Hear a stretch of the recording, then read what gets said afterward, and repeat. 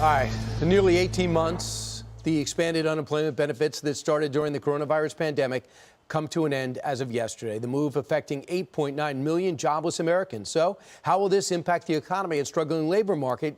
After all, there's about 10 million jobs open right now. Let's ask Charles Payne, host of Making Money on Fox Business.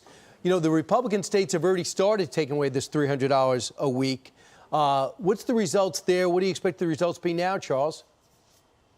You've had some people go back to work, but I think the mistake is thinking that this whole thing will be instantaneous.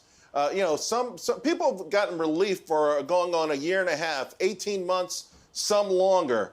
People have money in the bank. Households have the greatest balance sheets that they've ever had before. So if the unemployment checks stop today, you've got a whole lot of people who've already said in surveys and other questionnaires that they'll wait. They've got enough money socked away. They haven't paid their rent. A lot of folks, they've had moratoriums on student loans. They've had moratoriums on mortgages, rents.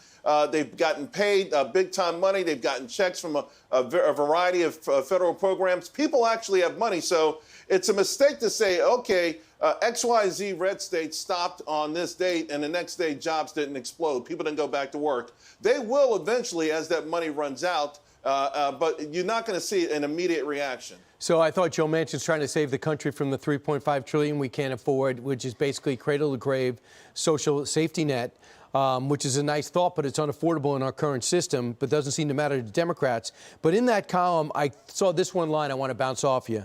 Manchin complained in his op-ed the Republicans used the reconciliation package of Trump's tax cuts in 2017, and it only benefited rich investors more than workers while adding $1 trillion to the national debt. Do you want to take on that statement? Because I don't believe it's rooted in fact.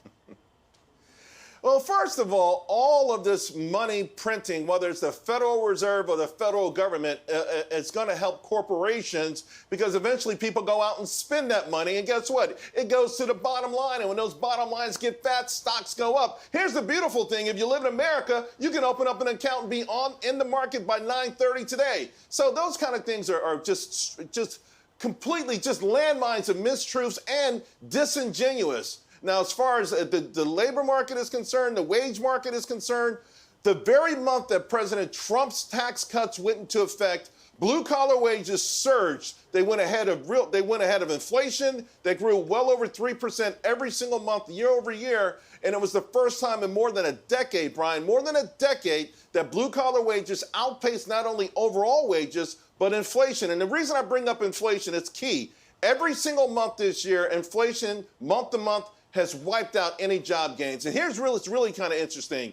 Since that $1.9 trillion went into effect, the so-called rescue plan, here's what your real wages did. Not wages, nominal wages, but when you go to the supermarket, in April, they were down 3.7% year over year. In May, 2.8%. In June, 1.6%. In July, 1.2%. Wages are actually down because we've put so much money into this economy that prices are going through the roof.